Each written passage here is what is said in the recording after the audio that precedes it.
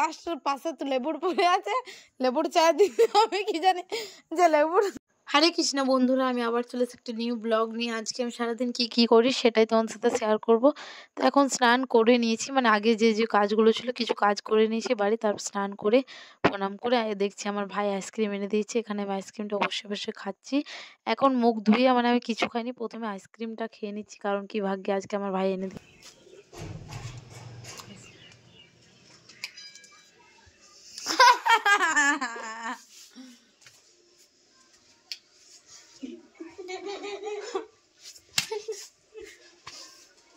দেখতে পেলে যে আমরা কেমন মজা করছি, আর আমরা এরকমই কাড়াকুড়ি করতে থাকি, কারণ একটা আমি ওর নিয়ে নিই, ও আমার নিয়ে নিই। তারপর আমার মানে ভেতরে এলাম, তো এখন দেখছি রুমের মধ্যে চাদরটা কি হয়ে আছে, তো পেরে নিলাম ভালো করে। তারপর একটু ভগবদ্গীতা বইটা পড়লাম। তো পড়ে আমি মুখে একটু মানে ক্রিম লাগাচ্ছি, কারণ আমার মুখের মধ্যে হোলির দিন থেকে যে কি বের হয়েছে, এত বাজে বাজে বের হয়েছে না, ধারণা বাইরে। ওই কারণে একটা ডাক্তার ক্রিম দিয়েছে, ওই কারণে ক্রিমটা লাগালাম। তারপর আমি এখন একটু ভগবানকে দেখিয়ে দিলাম। এখানে আমার বোন বানিয়েছিল পিঠা, আমার তেলে ভাজা খাওয়া বারণ, তারপরও আমি ভাবছিলাম খাবো, তো মা বললো চুপচাপ ওটা খা।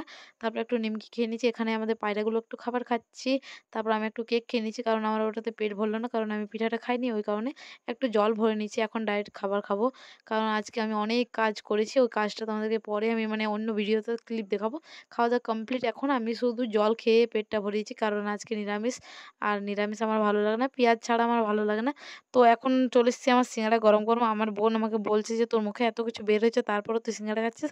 আমাদের খাওয়া দাওয়াতে আমি আগে আছি, তাতে মুখ যা হচ্ছে হোক, কোনো ব্যাপার না। ও আমার উপর রাগ করেছে, কারণ একটা আমি ওকে ঝালমুড়ি দিইনি, তো ওই কারণে ও রাগ করে আছে। আর বাবা আমাকে যেন এখানে চা বানাতে বলেছিল।